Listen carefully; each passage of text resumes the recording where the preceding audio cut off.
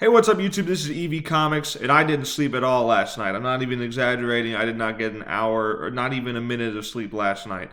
And I figured, you know what? I haven't even fixed my hair or anything. I just put on clothes. I'm going to finish getting ready for work in the morning because it's, of course, Monday.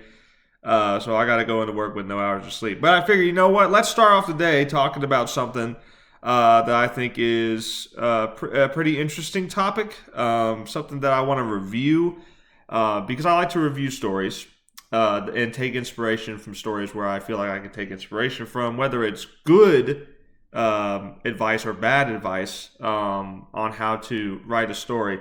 And I want to talk about Eyes of Wakanda.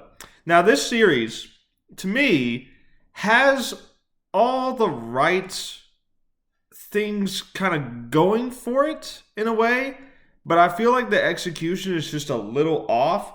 First of all, it's an anthology series, and I love anthologies. The Clone Wars you can kind of view as an anthology series because there's so many different stories that take place across like a span of 4 years in in the Star Wars universe, and they're all from different perspectives, from clones, from Jedi, from even droids, and bounty hunters. I mean, there's so many different perspectives to get from the galaxy during the Clone Wars era, and it's never boring. It's never like a chore to get through. Every episode in there, every arc in the episode is very fun and engaging. Now, some are better than others. Obviously, season one was not very good, but it picked up after that. Season two was much better, and then everything after that, just fantastic stuff. A few episodes here and there, like the Jar Jar episodes, are rarely anything good, but they do have their funny moments every now and then, especially when they paired him with Mace Windu. But I digress. The point is that the Clone Wars works because it is a series that can be about any character at any time doing anything.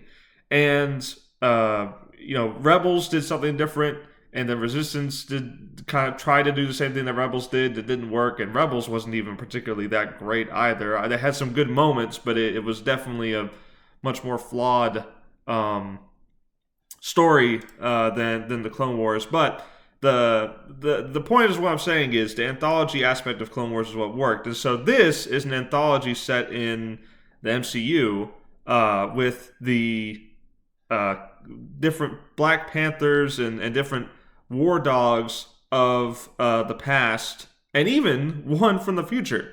And I'm going to talk about all 4 episodes. Yes, there are only 4 episodes, and that's I guess my biggest complaint is that there's only 4 episodes. Why? Why are we releasing shows with 8 episodes of the max nowadays? It is not enough. 8 episodes is just not enough. The pacing is always going to be too fast. It just simply won't work. Take a cue from Andor, which had a longer season, not too much longer. I think it was only 12 episodes. But the point is that the 12 episode or 13 episode format for TV was done because it was a good sweet spot of how many episodes it takes to get your point across, to get your story across, right? And shows like Daredevil did that perfectly. Andor did that perfectly with 12, one less than Daredevil. But then you also had Daredevil season 2. I felt like it had a little too many episodes for the plot it was trying to tell. I thought the plot was too simplistic in season 2, even though season 2 is still fine. It's just not my favorite of the 3. And then Daredevil Born Again comes out, and it's like, what was it? It was only 8 episodes, maybe even 7, and it's not enough. It's not enough at all. And I hate this modern era of episode releases because this is even worse. This is only 4 episodes. Now, being an anthology series, it does not have to have a continuous theme throughout it, because it is telling a story in different time periods and stuff. And I'm just going to go ahead and just start individually ranking the episodes from worst to best. So to start off from the first episode here, I would say this is probably the second best episode. I really thought that this episode did a decent job of setting up what this series is about, because I didn't know anything about this when I went into it. I binge watched all 4 episodes in a row. I had never heard anything about this show up until this point. In fact, up until a month ago, I didn't even know the show was coming out. And people are saying the bad marketing is why this show is not doing as well. Same thing with Ironheart. I simply disagree. Ironheart, from everything I have heard from plot synopsis, I cannot say it's a great show. Look, maybe I'll get around to watching it at some point, but I do not think that it's possible for this show to be entertaining for me. But let's talk about the animation overall. The animation of the show is pretty good. I thought the stylization is pretty interesting. The characters all definitely have a unique look to them, and sometimes just a little silly looking. Like this. These characters are all like extremely exaggerated in their proportions. Like, this girl's cheekbones are obnoxiously big. This girl's eyes are like way up here. Her ears are way up here. Like, this is the most probably normal looking face among these. But man, they have some funny looking faces in this. And part of that is the art style, and I appreciate that. You got this guy who looks like a male Tracer. But for the most part, I think the characters look fine. The art style is pretty consistent overall, and it works. And I'm glad it doesn't just look like Pixar, right? I'm glad that animation studios, even within Disney itself, are starting to try and branch out and do different things. I don't think this show would have worked with a Disney Pixar style. I think it having this look is important to making it stand out. But as far as the first episode goes, the plot, pretty simple. This guy is a former citizen of Wakanda. He was dispatched as a war dog, which is to retrieve Wakandan tech made of vibranium from people who stole it. He does this, and not only does he do this, but he uses it to form an army and start conquering worlds. Eventually, he will return to Wakanda to conquer it. And what you end up seeing here is that he's amassed people from all over. I mean, there's this girl who looks like she's like a Viking. This guy from the Middle East. This big dude who looks like he could be from freaking Hawaii. I mean, there's a lot of different people that have started serving him and helping him conquer lands and give them quote unquote freedom. This guy is kind of generic as far as a bad guy goes. There's not too much, depth to him other than the fact that he is a war dog, just like the protagonist here. This girl, I think her name is Nani or something like that. This girl is kind of boring, mainly because when we're introduced to her, she's being taken captive, and then all of a sudden she stands her ground, and we get a flashback to her being ordered by the Queen of Wakanda to go out there because she's the best fighter, and she was only expelled because she could not play as a team. And normally that would set up an arc for her to work as a team with someone else. And instead, she just goes solo and kills all of these dudes. She solos all of them. And to me, that doesn't really explain... That doesn't really get an arc across. Doesn't really get a character arc to me. And it's not in a satisfying way. Whenever she wins, I don't feel like a sense of satisfaction. I don't feel like the character has really grown. To me, it feels like it's just kind of just we needed a protagonist to fight the bad guy, and that's it. There's no real depth to her. There's no real depth to the villain. The people that she's saving don't really have any kind of weight in the story. They're all kind of just useless captives. And the action is great. I'll say it. The action is good. The animation is great. And I thoroughly enjoy the fight scenes in this show and in this episode a lot as well. But there's just no weight to it narratively. There's nothing really to go with that. And one little detail I do like is in the second episode, this girl is now the Queen of Wakanda, And she's old now, and she's ordering the current war dog, to go on another mission or whatever. I like that aspect of it because it makes it feel interconnected. But then at episode 3 and 4, they just dropped that. The previous two, the previous characters do not appear in here, and that's mainly because the time jump is so much more vast from episodes 1 and 2. It's only like less than 100 years, and then from 2 to 3 and 3 to 4 is like hundreds of years each. I mean, this first episode takes place in like, what was it, 1200 BC? Which, yes, it does say BC. It doesn't say BCE, which I was also kind of surprised at. But yeah, I mean, that was basically it went from from ancient times to a little more modern times. The last episode takes place in the late 1800s. I think it was 1886 or something like that. But yeah, I thought it was interesting how they had the interconnectivity between the episodes at first, but I was disappointed when they dropped it. I thought they could have done a little bit more to help it feel more connected. Even though it's an anthology, it is nice to have that interconnecting thing. It's like, whenever Anakin appears in like a scene in an episode all about the clones, he's not the main character of the story, but he is a reminder that this is all taking place in the same universe, and I can appreciate that.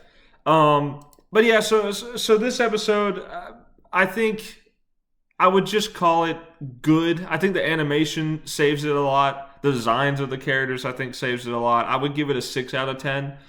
It's just good. It's narratively it's weak, but the action is fine, and it does a good job of setting up what the format of this show is. It's following these war dogs through history, reclaiming relics that have been stolen from Wakanda somehow. And then bringing the vibranium back so that no one else has it. It explains the lore of Wakanda a lot more in depth in the MCU than previous stuff has done. And I appreciate it for that. I appreciate this episode for doing that. But it pales in comparison to episode 2. Episode 2 is what I would like to call peak. I think episode 2 is genuinely one of the best TV episodes from Marvel in a long time that I've watched. I didn't really feel all that crazy about, Daredevil Born Again. There were some episodes that I thought were good. Like the second to last episode I thought was really freaking good of Daredevil Born Again. But this episode as a self-contained thing is really freaking good. It follows this guy, which I can't remember his name, but it ends with man.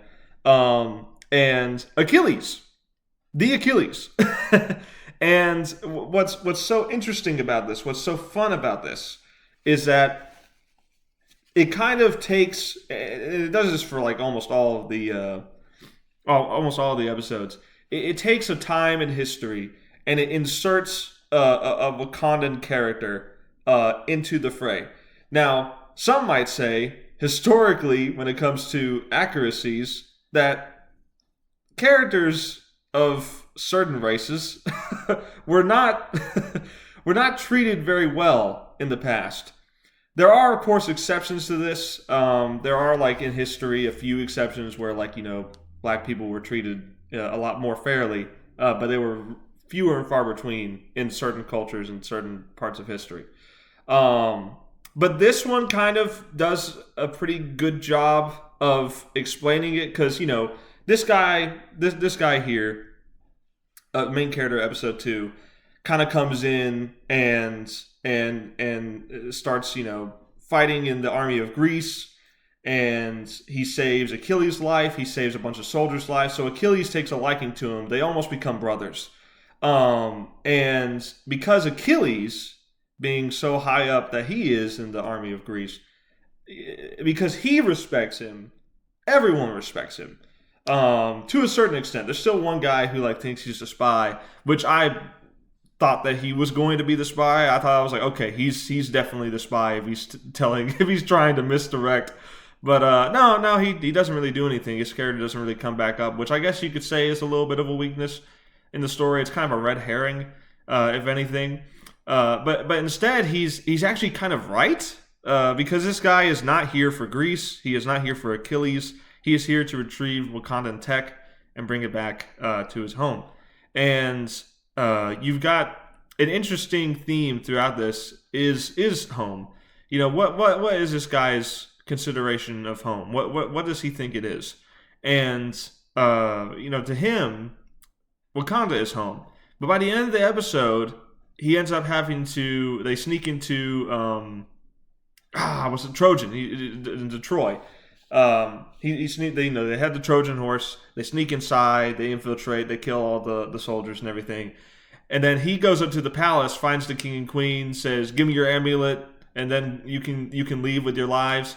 Achilles walks in and sees him holding the escape hatch for the king and queen to escape, and he immediately says, like, "Okay, you're betraying me.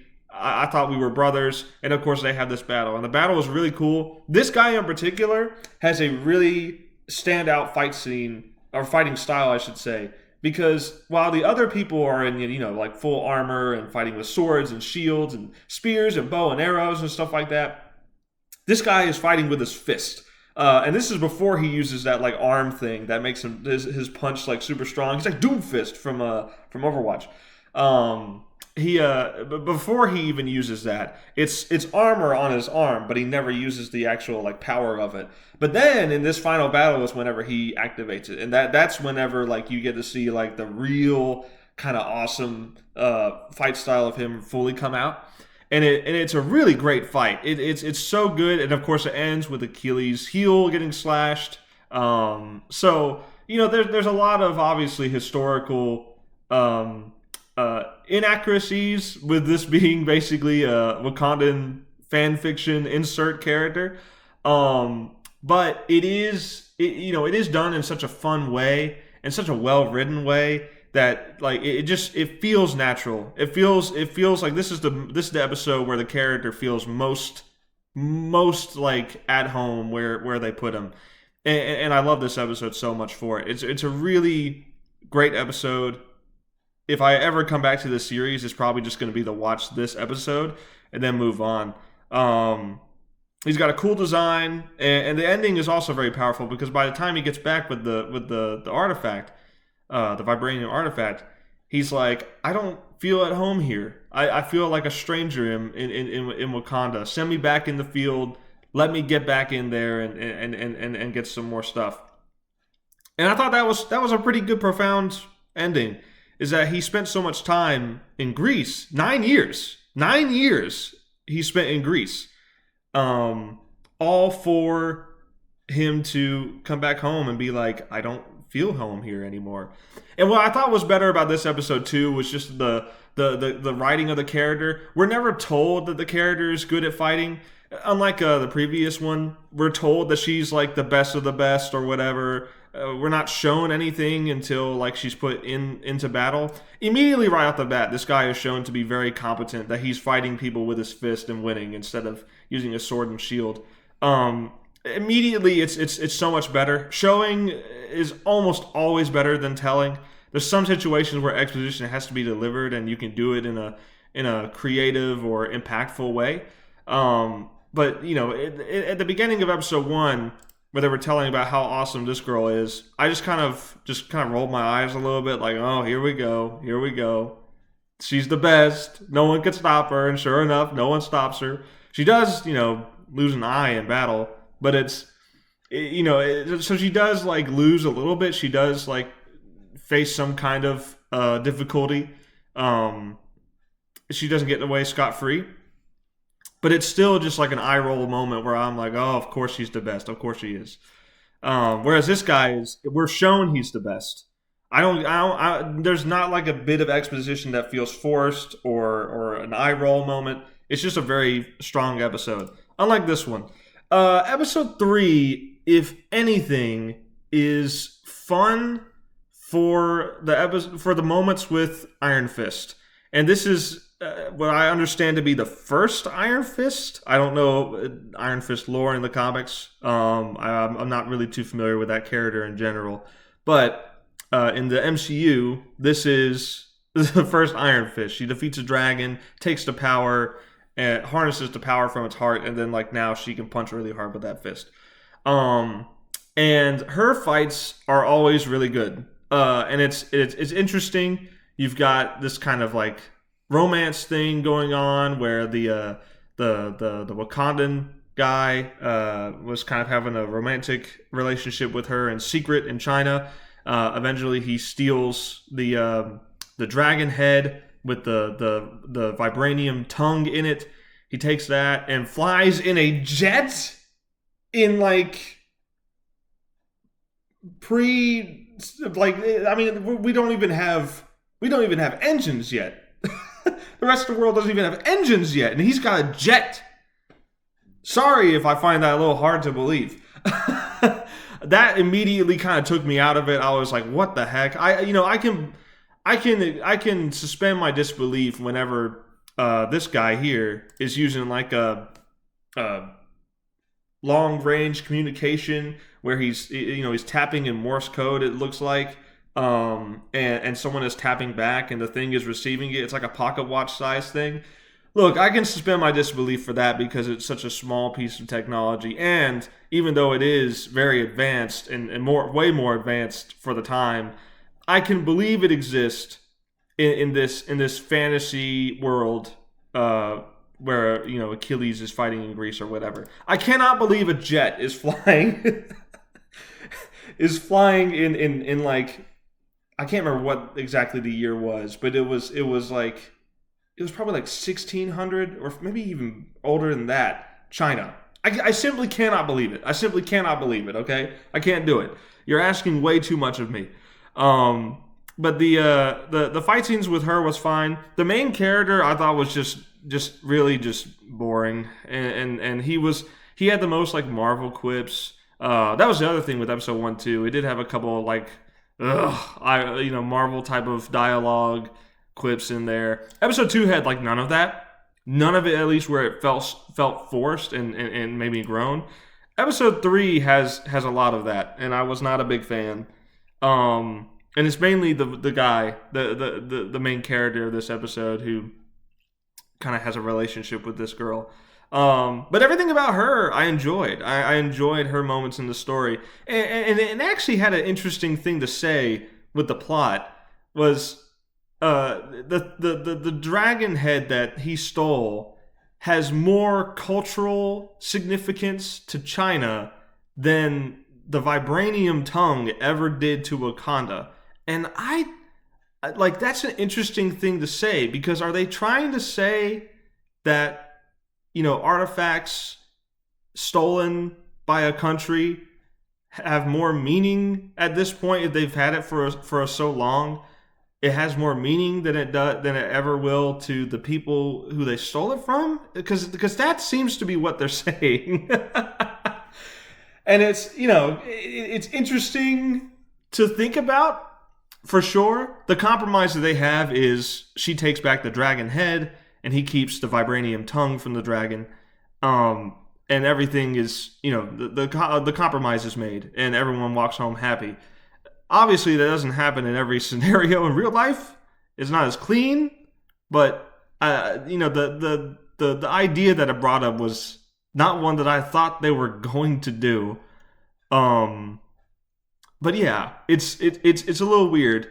But overall, this episode kind of a bore. When it's not the Iron Fist scenes, just that's the highlight of it, and nothing really else to it. I also didn't like how it ended, where the sleazy the sleazy kind of like jokester main character gets away with being sleazy and a jokester. He doesn't, like, I don't really see how he grows too much from this. Plus the guy is like not a young dude. You would think a character with that kind of personality would be young. Nah, this guy looks like he's in his 50s. Like, what the heck, man? Like, are you just Tony Stark for your whole life? Like, what's going on? Which, to be fair, I guess Tony Stark was in his late 30s in the first Iron Man movie. But anyway, the point stands. I think his character was a little weird, and I didn't really like episode 3 all that much. I gave the first episode 6 out of 10. I give this one, I'll give it an 8 out of 10. It was pretty good. It wasn't like incredible, It wasn't life-changing how good it was, but it was really good. I'll give it an 8 out of 10. This one with Iron Fist, I'll give it maybe like a, I guess a 5 out of 10. I guess I prefer the first episode a little bit more than this one, which isn't saying too much, but it's just the action. That's basically it. And that's the same thing with this. It's basically just the action. But overall, I prefer the action of this first episode to this. The main character might be boring, but at least she's not annoying like the main guy of episode 3. And then episode 4, the last Panther, gave me PTSD flashbacks to The Last Jedi. I shuddered in fear of what was going to happen with this episode. But this episode was actually pretty good. Let me summarize the plot real quick. So the Black Panther of the future with Wakandans of the future go back in time to warn past people of Wakanda, this war dog and his prince, who's an apprentice of his. They warned them that they need to do something. They need to put an artifact back that they just stole. They need to put it back where it belongs so that the future does not end up as bad as it is with these monsters, these alien creatures taking over the planet. And then once the rest of the planet is done, defenseless, and Wakanda is never intervenes, because that's their rules, that's their societal rules, that Wakanda can never be discovered. It cannot intervene with anything. Because they don't do that, everyone else on the earth dies, and they're the last ones left. And by that point, the alien monsters have become so powerful that they just kill them all. And about halfway through this, I realized that this is point for point exactly the same plot as X-Men Days of Future Past. It is the exact same plot. And I was like, okay, let me ask myself at the end of the episode, would I prefer to watch this or X-Men Days of Future Past? Duh, I'm going to watch X-Men. That movie was not particularly great. Time travel is rarely a great plot device for a story because there's tons of plot holes that can always be brought up. I mean, just look at Terminator. Look at the mess that Terminator is as a franchise. But, I mean, for an episode, I mean, it's fine. I mean, I would probably still give it a 7 out of 10. The action is great. The actual character development of the prince is pretty freaking good. I enjoyed his character arc, the meaning of his story, the moral lesson to be taught in it, right? It's not about doing things to get a name for yourself. It's about doing the right thing, even if no one notices it. And, having just helped out a friend, which I won't go into detail with, a lot of people won't know about that. And I'm, even me just saying this now in a video, people won't know what all happened and everything. Like, people won't know, like, what I did. But the fact that I did it makes me feel better. It helps my friend feel better. And it's something that I can relate to with this Prince character, because this Prince guy is like, I want to do something that gets me famous. I want to be, like, as famous as the king of Wakanda. And he's like the third son of the king and queen, so he's definitely not going to get the throne. So there's a little bit of jealousy going on there. Essentially, he feels like he will have no legacy in the history of Wakanda. And similarly, I wanna make stories that people will remember. I want to make stories that people say look back and in the future and say, wow, EV Comics, he was writing some pretty good stuff with Little Miss Steel. This comic was great. And while I aspire for that, I would love for that to happen. The fact that I have people reading it and telling me they enjoy it, parents are walking up to me saying like, hey, my kid really enjoyed your comic. Can I get the second one? I'm like, absolutely you can. Just to have that, even just a small local area that I sell physical copies of the comic in, just to have that is satisfying enough for me. I enjoy it. It is something that keeps me motivated to keep drawing. Volume 4 is coming out very soon. But the idea with this is that history, sometimes having a place in history while being great is not as important as family. And he understands that. You know, the bonds of family, the bonds of friendship. That's what's truly important, is a connection. And because of what he does, no one will ever know what he does except for his mentor. Which his mentor character is really cool too. I like him as a character. Um, they kind of did a lot of the stuff where they made you think that, you know, oh, I have a family back home. I must come home to them. They are relying on me to return. I'm like, okay, he's gonna die. And then they make you think he's gonna die, but he doesn't. And I like that. I like that.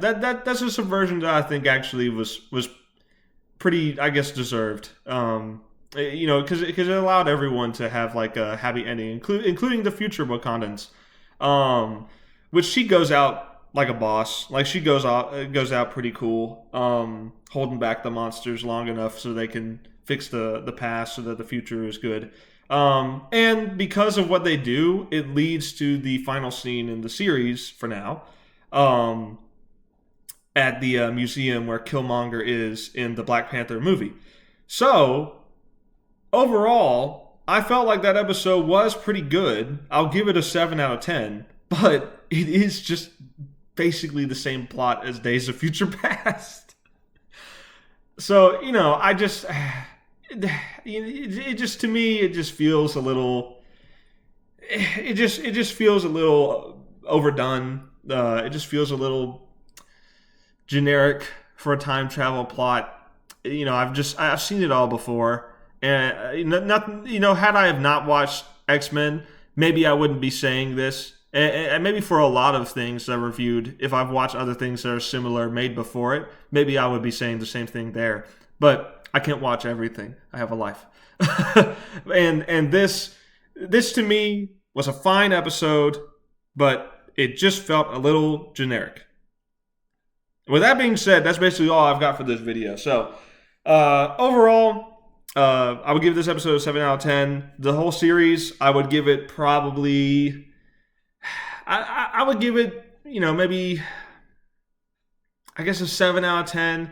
If you average like 5, 6, 7, and 8, I mean, it's somewhere between, like, it's 6.5 out of 10. I don't like doing 0.5s because it gets messy with the ranking. But, you know, it's a series that I think is a little frustrating because it is so short. It doesn't have enough time to really make a name for itself, to make a true impact, to keep people guessing. And the fact that they released all the episodes all at once, while it's convenient to binge watch it, the longevity of the show is effectively gone. Like there's no longevity to the show. It had very little marketing up to release. It released, and then nothing else will be heard of about it ever again.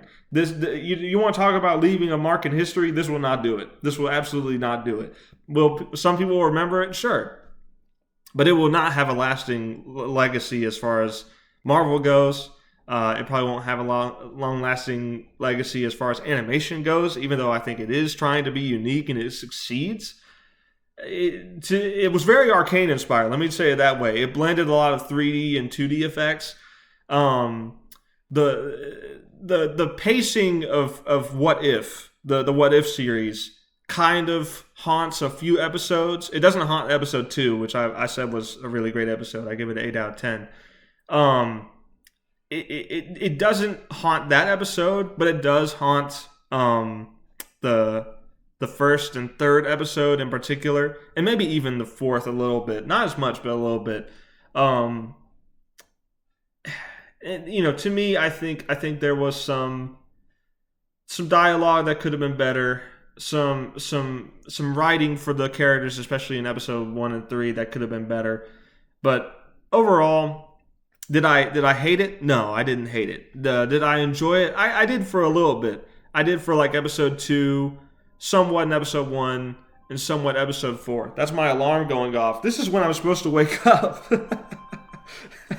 But I've been awake all night. So, yeah. Anyways, I'm also away from my house. I forgot to mention that. I'm dog sitting for my mom again. So, yeah. Would I recommend watching the show? I would recommend watching episode 2. And that's basically it. Like, if you're going to watch the show, watch episode 2. That's the best part of it. That's the best. Nothing else will be as good as that.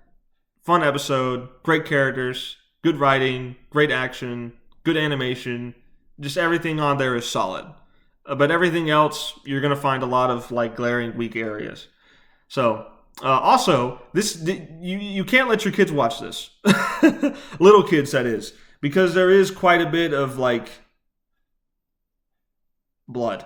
Not like a ton. They do cut away from a lot of the shots, which I thought was like, okay, come on. Pick a side. Are you going to be graphic or are you going to be for kids? That's the thing about What If as well that I don't understand. Like, What If tries to make it look like it's a kid's cartoon. And this show kind of does that a little bit too. But then they do stuff like they show stabbings and blood and all these kind of like, this guy takes an axe to the face and falls down. Like the show cannot decide what tone it's trying to do.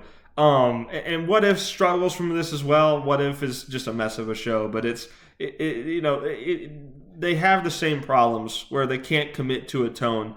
And especially in episode 3, there's like no blood at all, I don't think. It's all just like kung fu, so no one actually gets like killed. They just get knocked out. So episode 3 feels like it could be a kid's cartoon. But then episode 1 and 2 are like very violent, very, bloody at times. Not throughout the entire thing, but very bloody at times. Episode 4 also a little bit bloody, especially when it comes to the aliens. Not so much for the main characters in Ethiopia. But it just has a tonal problem. It just has a tonal whiplash. You know what? And because of that, I'm going to knock it down. 6.5, I'm going to make it a solid 6. 6 out of 10. They just got to figure out what they're doing. And I know I think the director of this show also did Sinners. And I know Sinners is a great movie. I haven't watched it, but I've heard tremendously great things about it. I know the guy can do good. And I know Marvel is capable of doing good things. I mean, they did Thunderbolts, which I thought was pretty good. Not excellent, but pretty good. Fantastic Four, I haven't seen it yet, but I've heard it's good. So I know they're capable of still doing good stuff. But the problem is just I think there's just a tonal problem, and I think there's a lot of writing issues. I think maybe they have too many people in the writer's room. Maybe they don't have enough people in the writer's room. I don't know. But there's something the writing has got to get more smoothed out, because the same problem has been plaguing everything since Endgame. Born Again was such a disappointment for me. It had good moments, but really did not land it. There's just a lot of shows and movies that I could summarize with that. Not all of them. And that's my hope, is that maybe we can get consistently good movies again like we had with Phase 1. Because all of the Phase 1 movies are good. Phase 2, some hits, some misses. Phase 3, some hits, some misses. But for the most part, it was a lot more hits than misses.